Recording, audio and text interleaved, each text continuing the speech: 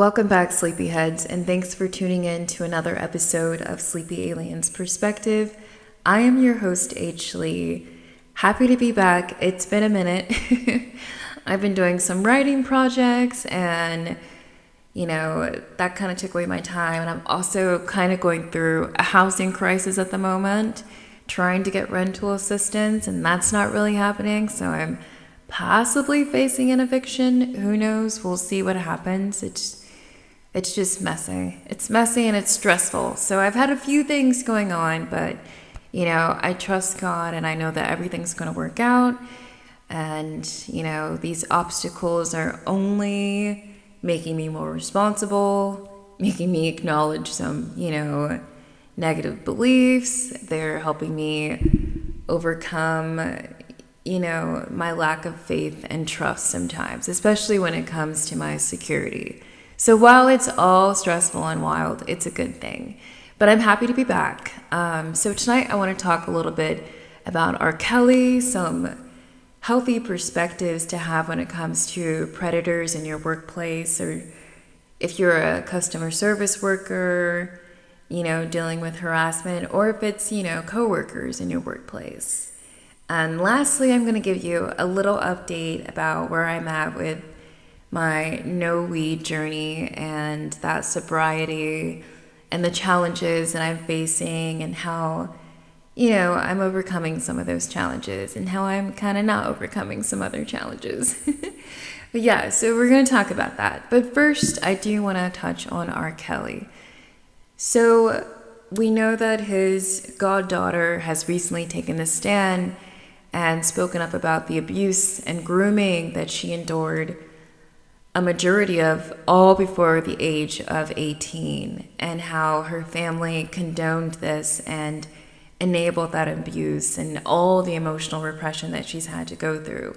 So on a spiritual level, her taking the stand, she is probably having a huge shift in her reality because she's releasing so much toxic energy that was coming from burying that truth inside of her. And if you're someone who has faced any kind of sexual offense or, abuse, when you have that moment of speaking your truth, it releases those that dark energy that was just clouding your perception of your life and your wellness and your happiness. So when you have that moment of speaking out, it is euphoric and it is beautiful, and I bet you she didn't wake up feeling like the same person the next day. You kind of release yourself from that internal prison that you've been living in.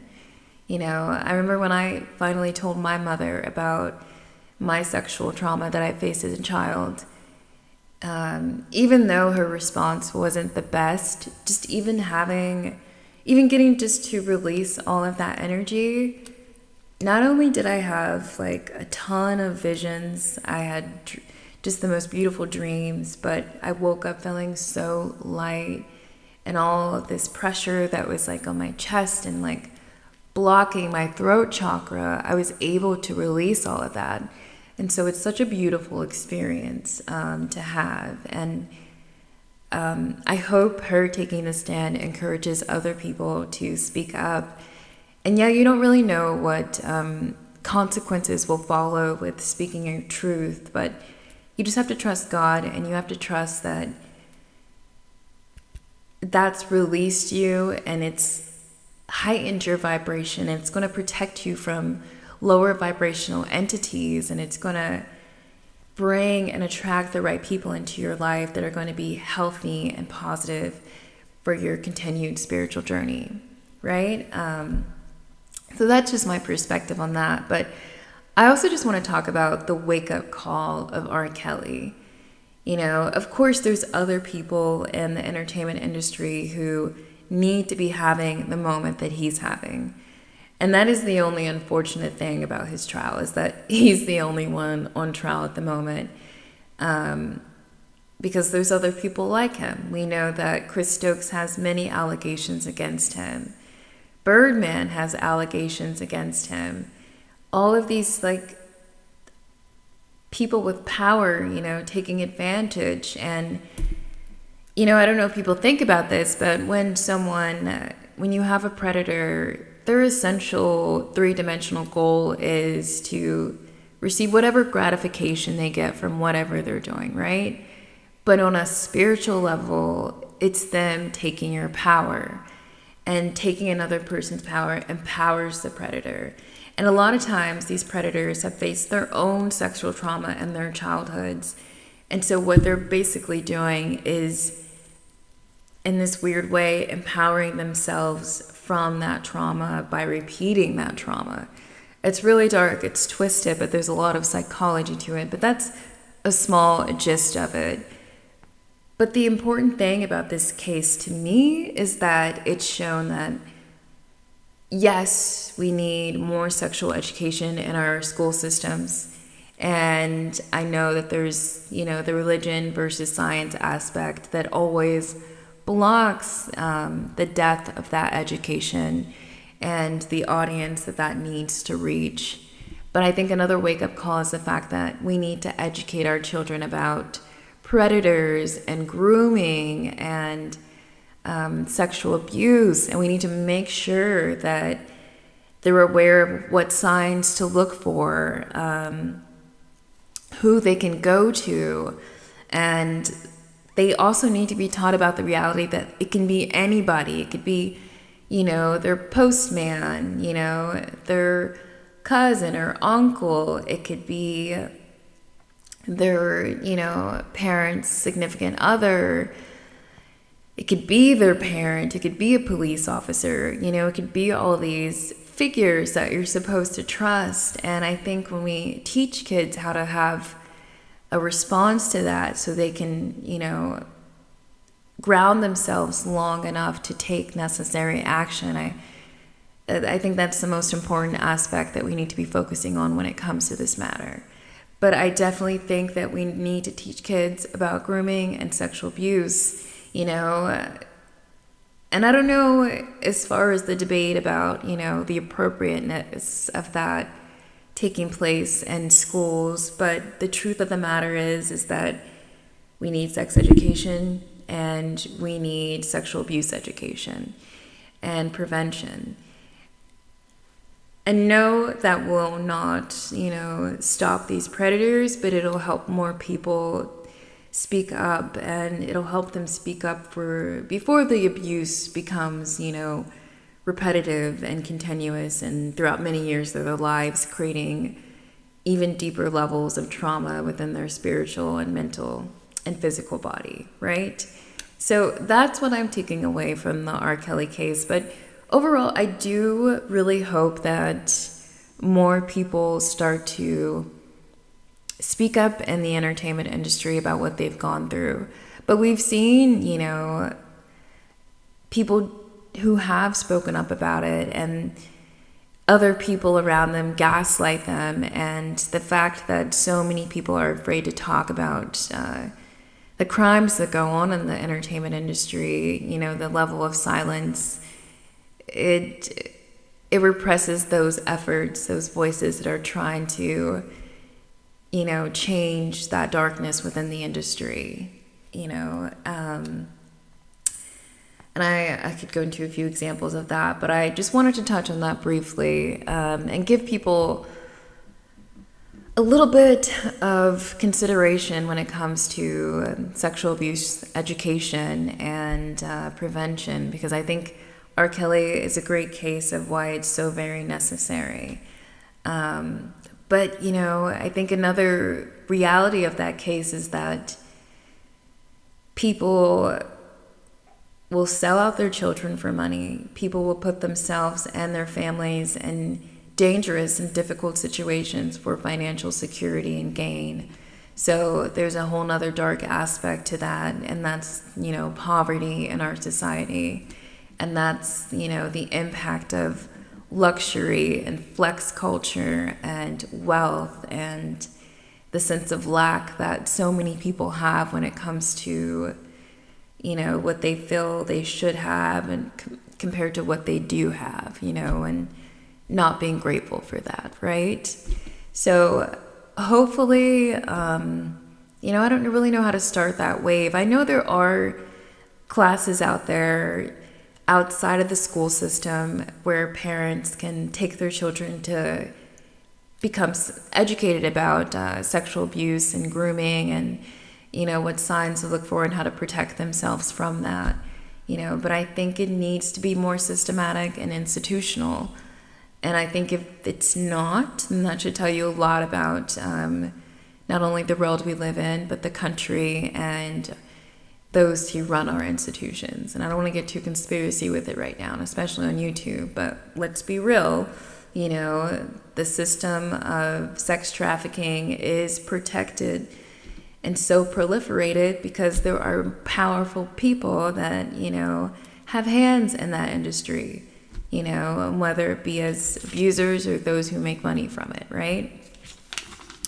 So next, I want to talk about a healthy perspective to have when it comes to a predator in your workplace. So I have, I'd say, a level 7 stalker right now. I'm pretty sure he knows where I live. This has been a repetitive cycle where, I do not make any verbal eye contact with him, but he continues to try to aggress and, assert sexual energy and intimidate me and basically just harass me, right? But it's less verbal, and with a lot of skilled predators, for them, they get off on the fact that you get upset, or if you feel threatened or afraid, they get off on any emotion that you give them. So when you are in a workplace and you're a customer service worker and you're dealing with it, the worst part is that it represses your voice because you have to protect your job and, your livelihood, right? So that repression of your voice, it is the worst thing that we can do to ourselves spiritually, because our voice is our power, right?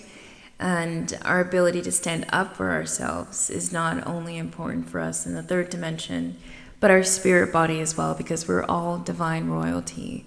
And when we lose that sense of power, when we feel hopeless to, gaining some sense of justice in a situation, it can really put you in a dark and negative space. And so today I had an incident with this stalker, and, I respect my management team because they have been supportive and they're doing all they can based off the policies of my workplace. But at the end of the day, those policies are limited and they won't protect me outside of work, and because I've dealt with a lot of predators, I was ready to, assert, my boundaries with this person and say, I want you to leave me alone. I don't want any social contact with you, and I don't want you being within 10 feet of me. If you come to the store, make sure you're on the opposite end if you're cashing out your groceries. That's what I wanted to do, but I can't do that. So not only do I have to find a healthy way like this to express those emotions and, have an outlet, but here's a spiritual perspective of why you have those predators. If you are a high vibrational being, if you have high potential to make an impact on society and to heal others and to heal yourself, the devil, the dark forces in this world, they are going to send predators after you, because these predators are continuous, interval-like experiences of intimidation, and they can lower your vibration, they can trigger your anger, they can trigger, your childhood traumas or sadness or frustration or a sense of hopelessness. They're easy beings to manipulate and impact your vibration, your motivation, whatever you're focused on, whatever you're trying to achieve in your life. It can throw you off so quickly. So I think the perspective to have when it comes to, if your person is dealing with a lot of predators, see that as a reminder that, one, your light is very bright and you're attracting a lot of dark entities into your energy field. But two, also see it as the reality that, one, you have to have that warrior mentality where you know that regardless of this person's actions, you are safe, you can protect yourself. And then when the time comes, if it does come, you'll be able to stand up for yourself. And I think 3, you need to document, speak up with your management team, tell people as much as you can to protect yourself in any event where, this predator does escalate their behavior and, they take some sort of action outside the workplace.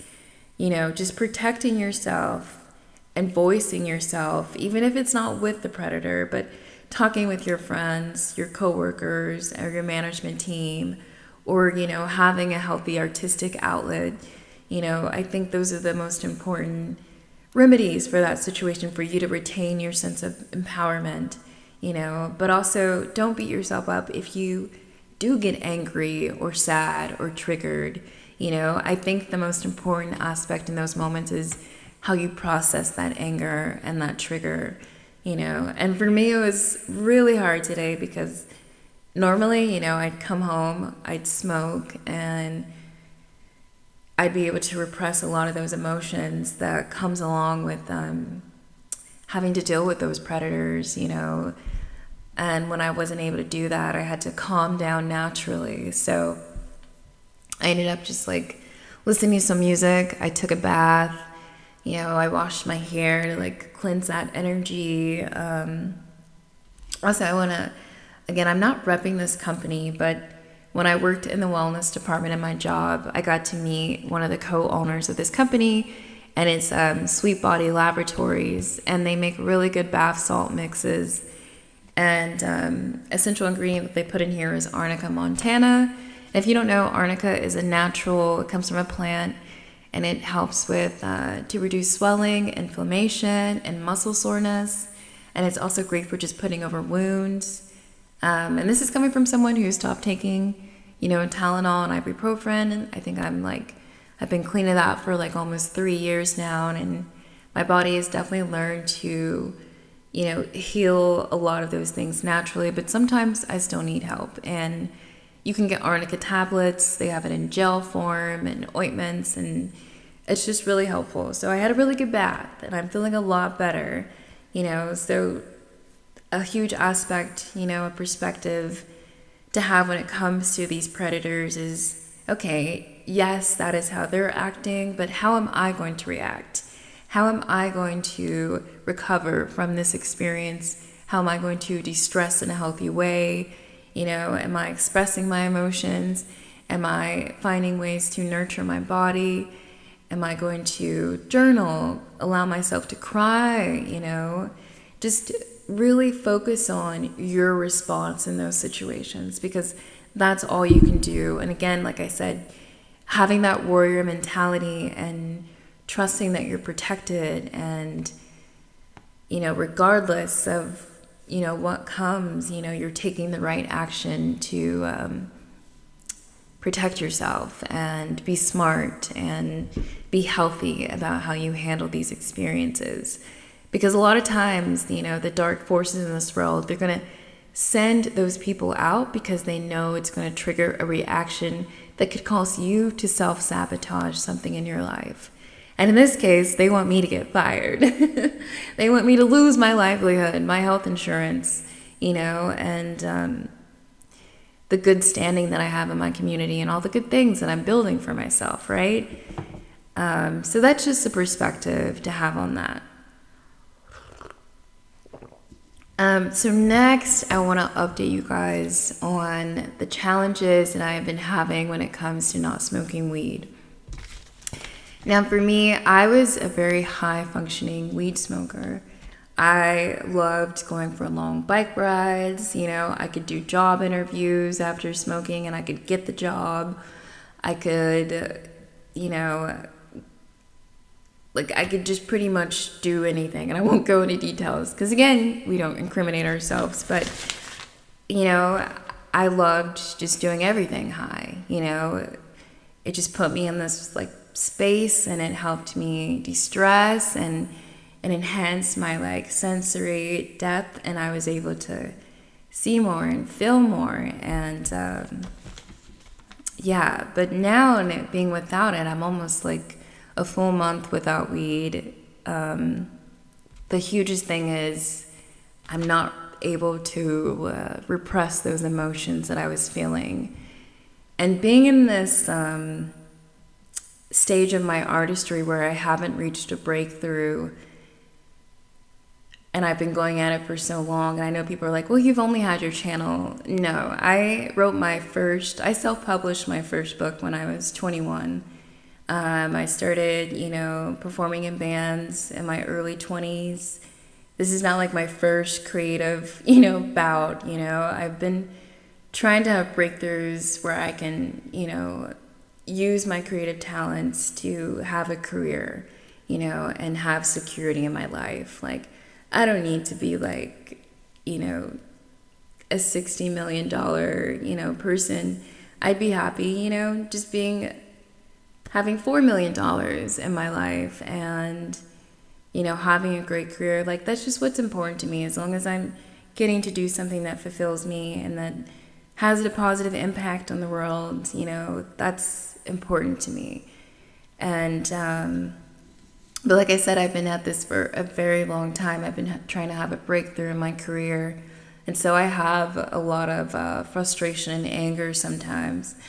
And since I haven't been smoking, I've had to deal with that sober, and it's hard. It's very hard. But I've been drinking a lot of chamomile tea, and I've been having a lot of just out loud conversations with myself, with God, with my spirit team. And I've just been asking for guidance, and I've just been, acting like I'm in therapy, essentially. I know people are like, just go to therapy. But when you're very spiritual, when you're psychic, you can't just go to any therapist, because they could say that, a lot of what you experience in life is delusional. So at this point in my spiritual journey and my consciousness awareness, it's hard to find counselors or, mental health professionals who are spiritually open and open to different realities that different people have in this life. And just their awareness of the spirit realm. It's hard to find counselors who are aware of that and are okay with that and will, not judge you for that and allow you to express that in a healthy manner. So when I find another source such as that, I will totally, engage in that. But until then, I'm okay just talking with God.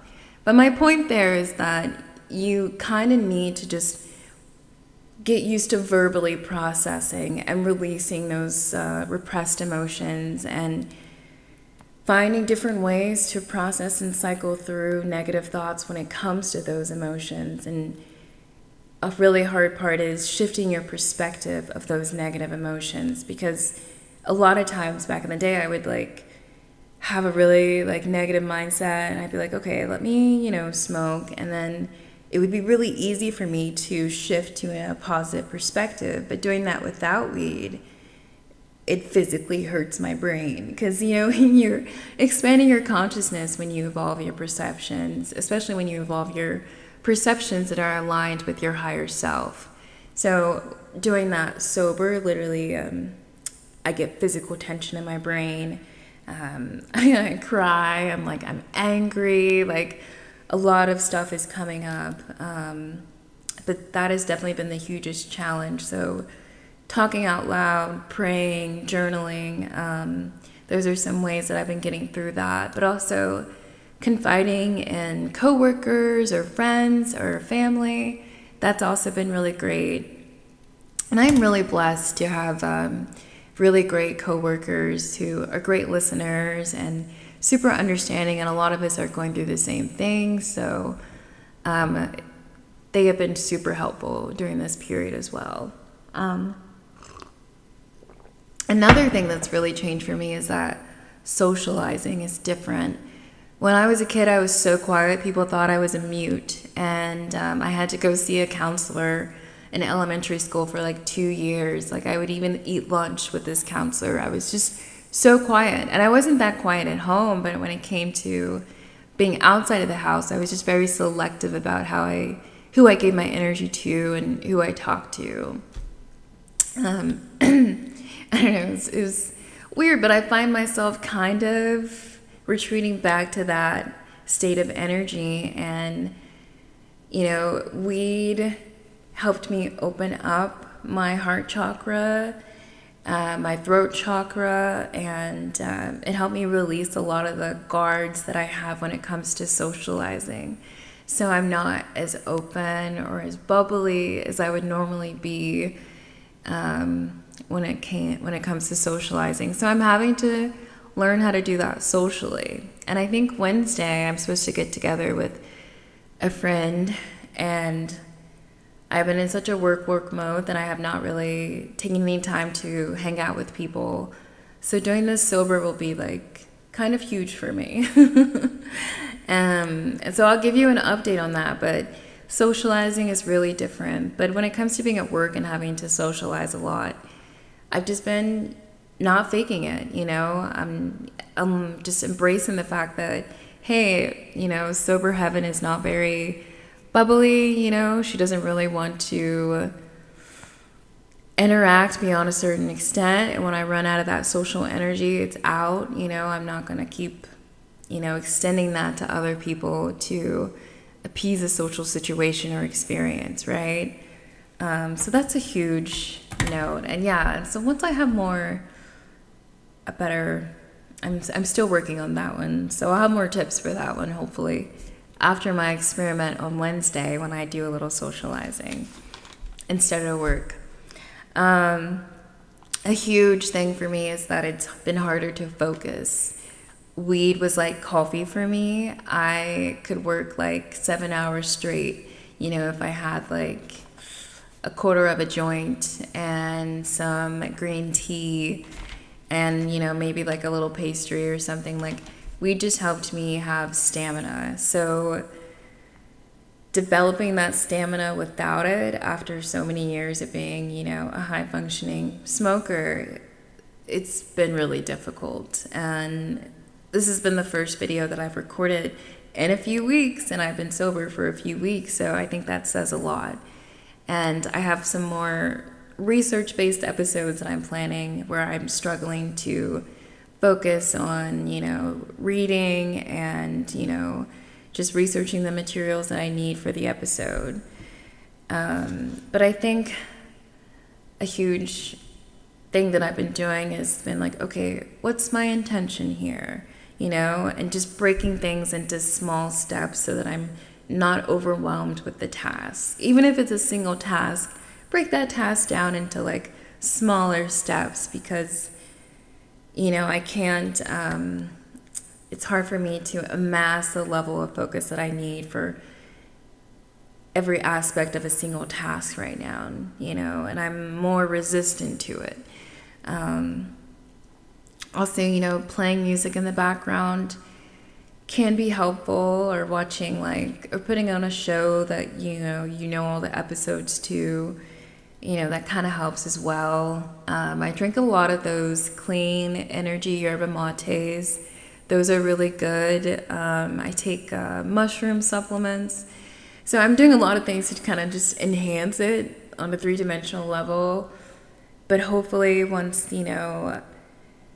I break down these tasks and get through those barriers, my brain, I know it's going to be like, okay, we can do this and we don't need weed like we thought we did. I'm just retraining my brain to go about the process differently. And after so many years, my brain's like, the fuck? What do you mean we can't do that first, Or how are we going to work 7 hours straight? Well, we were never meant to work 7 hours straight, right?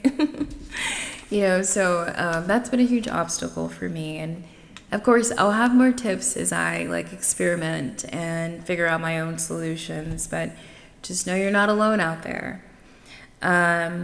Okay, also just generally processing stress.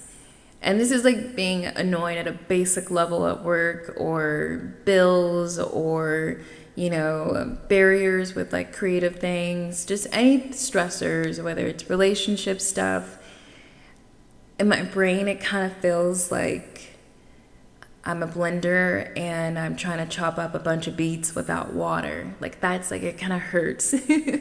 Just processing that stress. But again, talking to people, journaling, that's been helpful. Talking to God and praying and talking to my spirit team, doing yoga, taking my baths, making myself like really nice healthy dinners or meals, that's been nice. Sitting outside. I have these plants that I've been like nursing back to life, and they all look so beautiful right now, and it's magical. So I've been spending a little time with my plants, sleeping more, that's been good. You just have to get really intentional about how you process your stress, and I think that's the beautiful thing about sobriety, because it really gives you that chance to retrain your brain and for you to develop that self-sufficiency that's needed to, be able to avoid substance use in the future, right?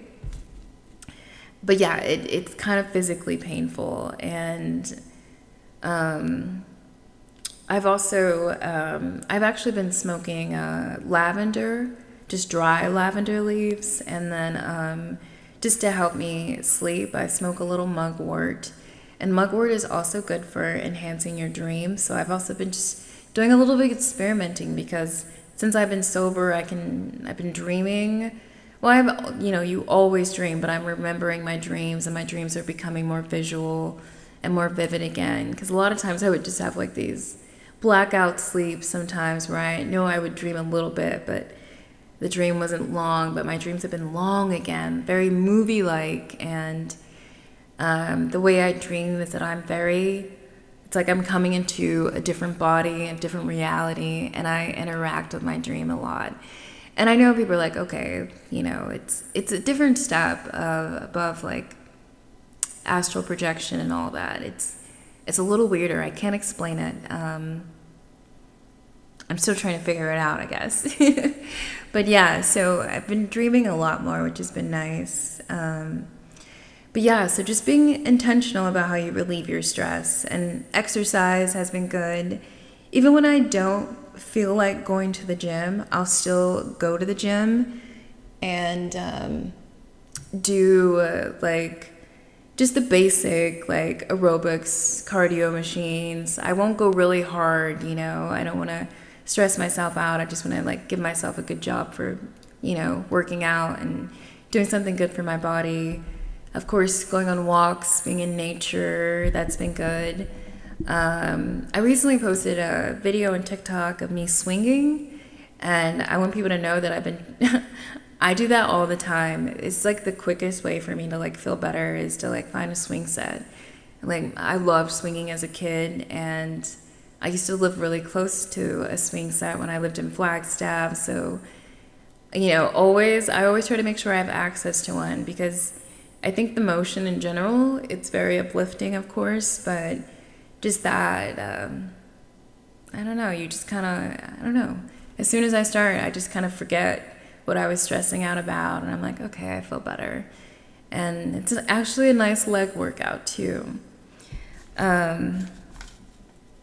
But yeah, another weird challenge is that nothing feels smooth. Like, I think it's just like you're feeling all of those emotions. And if you're psychic or empathic or just super connected, to the energies in a space, you're very sensitive to everything that you're feeling. And to feel all of those emotions in a raw way is very heavy. So this is when your breathing becomes important, of course. And breathing can be really hard when you're going through those initial stages of sobriety, and I was getting really good at breathing, but I was breathing when I was still smoking weed, and that was deep and that felt good. But breathing without it has been a challenge, and I kind of have to remind myself, okay, through your nose, and take a long breath, But I've been trying to meditate more too, and that's hard without weed as well. I think it's just continuous effort to engage in these healthy, mindful activities that, relieve your stress and help you process, and help you absorb emotions and perceive them in a healthy way. You just have to be very intentional and consistent about it, and I have to say, yeah, it's good to not take life too serious, but we live in a really difficult time spiritually where, there's so many more pitfalls for people to fall into negative spaces and emotions and patterns and behaviors. So it is necessary to be disciplined about your health and your wellness, what you put in your body, who you surround yourself with, the kind of environment you live in, how you talk to yourself, and how you perceive your life in general. You have to be very disciplined with those things. And that's just survival these days, because there's just so much that is impacting energy, our energy, there's a lot of energy vampires, our institutions, the media, it's soaking up a lot of our energy. Our political system soaks up a lot of our energy. Our criminal system, all of these things, pull at our heartstrings, our energy fields. They trigger us, and we have to develop healthy responses to it that keep us in this empowered and positive state, and it's not easy these days. But like I said, I am still in the stages of recovery and growth with these things. So as I continue my sobriety, I will continue to update you guys, give you my tips and how I am handling these challenges and, other obstacles that may come up as I face all of this. Per usual, please be sure to like, share, and subscribe. Feel free to donate to this channel, help me, work a little less in my 9 to 5 so I can do what I love and provide more content for this channel and my other artistic outlets that I engage in. It's good to be back. I'm feeling relaxed just talking about all that and getting that off my chest. So thank you for supporting me. Thank you for tuning in. Have a good night, sleepyheads, and much love to you all. Bye.